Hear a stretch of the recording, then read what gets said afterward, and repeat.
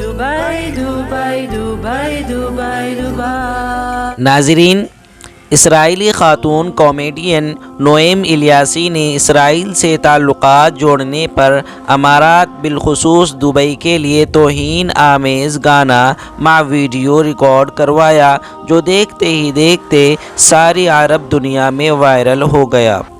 فرانسیسی میڈیا کے مطابق گانا عربی زبان میں ہے، جس کے نیچے گانے کا ترجمہ انگریزی اور عبرانی دونوں زبانوں میں دکھایا گیا ہے۔ گانے کو اب تک ہزاروں بار دیکھا اور ٹویٹ کیا جا چکا ہے۔ گانا شروع کرنے سے پہلے نوئیم اپنے افتتاحی کلمات میں کہتی ہیں کہ میں اس گانے کے ذریعے دبئی کے اسرائیل سے تعلقات کو خراج تحسین پیش کر رہی ہوں۔ איך אני מתרגשת. היי, אני הייפה וואנאבי, ואני הולכת לשיר לכם שיר מקורי שאני כתבתי בערבית לכבוד השלום עם דובאי. בכלל מאוד חשוב להעביר לי מסר של אהבה וסלام לכל ערבי, במיוחד אם הוא נמצא 4,000 קילומטר מפה. אז peace and love. في بآخر النفق داي لو كل العرب زي دبي دبي دبي دبي دبي بحبوا عم إسرائيل خير ما رح يرمونا بالماي دبي دبي دبي دبي دبي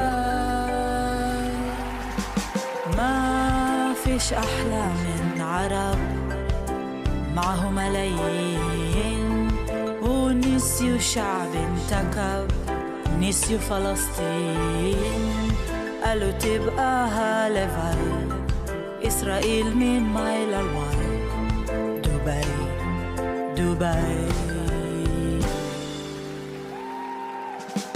دبي دبي עוד לא עבד أملنا دبي دبي نكوي واعي العرب كاي وزي دبي ينسوا انه غزة حصرنا كما زي طوف لو كل العرب زي دبي بحبسكم مخصومين وباخد سيلفي في مجدلين دبي دبي دبي دبي دبي۔ گانے کے بول میں جو جملے کسے گئے ہیں وہ یہ ہیں: دبئی دبئی دبئی دبئی، کاش سارے ہی عرب دبئی جیسے ہوتے، وہ ہمیں پانی میں نہیں ڈبوئیں گے۔ ایسے عرب سے بہتر کوئی چیز نہیں جس کے پاس لاکھوں ہوں، اور جو نکبہ بھول چکے ہیں وہ فلسطین کو بھول چکے ہیں۔ دبئی دبئی ابھی بھی امید باقی ہے۔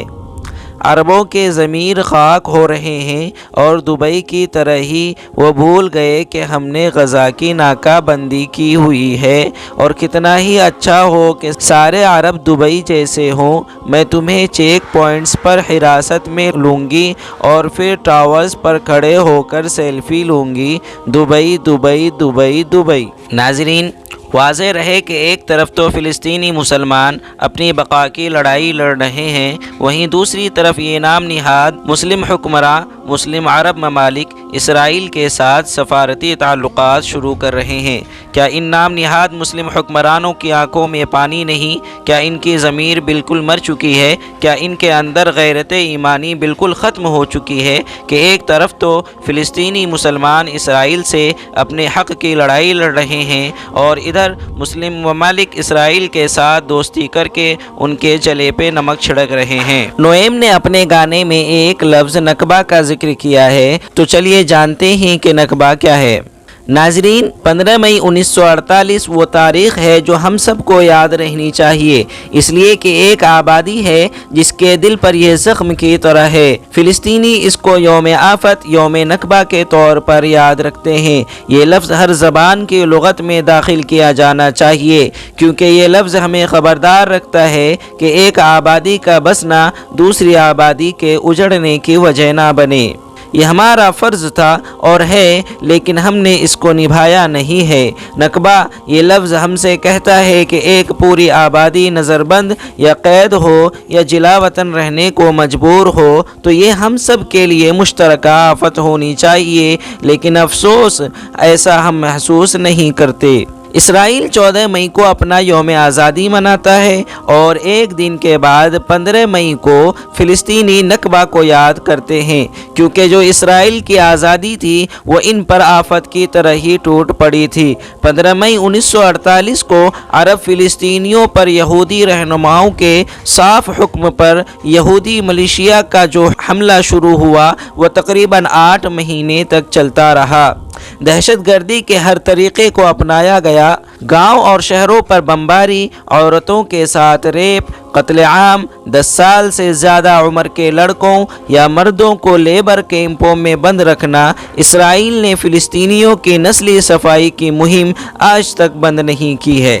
ناظرین، اسرائیلی مورخ اعلان پاپے کہتے ہیں کہ اسرائیل نے فلسطینیوں کے ساتھ جو کیا اس کو نسلی صفایا ہی کہا جانا چاہیے، کیونکہ یہودیوں نے صاف تفصیلی منصوبہ بنایا اور اپنی ملیشیا کو ہدایت دی کہ کس طرح فلسطینی علاقوں کو یہودی اکثریتی بنانے کے لیے عرب فلسطینیوں سے ان کو خالی کیا جانا چاہیے۔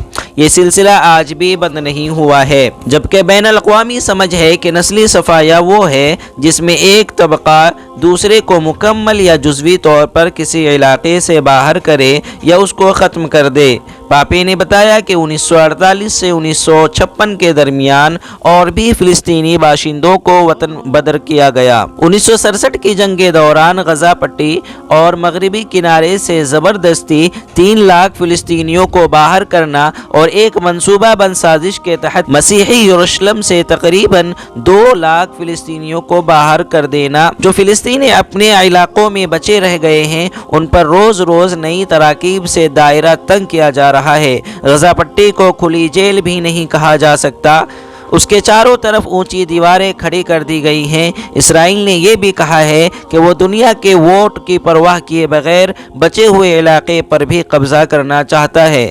غیر قانونی طریقے سے فلسطینی علاقوں میں یہودیوں کو بسایا جا رہا ہے۔ فلسطین کے زخم سے خون آہستہ آہستہ ٹپک رہا ہے، لیکن وہ ہمارے روح کو نہیں چھوتا۔ ابھی جو لاکھوں فلسطینی جلا وطن ہیں، کیا ان کو اپنے ملک لوٹنے کا حق نہیں ہے؟ کیا ہم اسرائیل کے جھوٹ کو سچ مان لیں گے؟ جس جگہ اس نے اپنے پیر رکھے وہ خالی زمین تھی۔ کیا ہم بھول جائیں گے کہ انگریزوں نے جب اس علاقے پر قبضہ کیا اس وقت وہاں کی آبادی میں صرف 11% یہودی تھے اور باقی لاکھوں عرب تھے، مسلمان اور عیسائی۔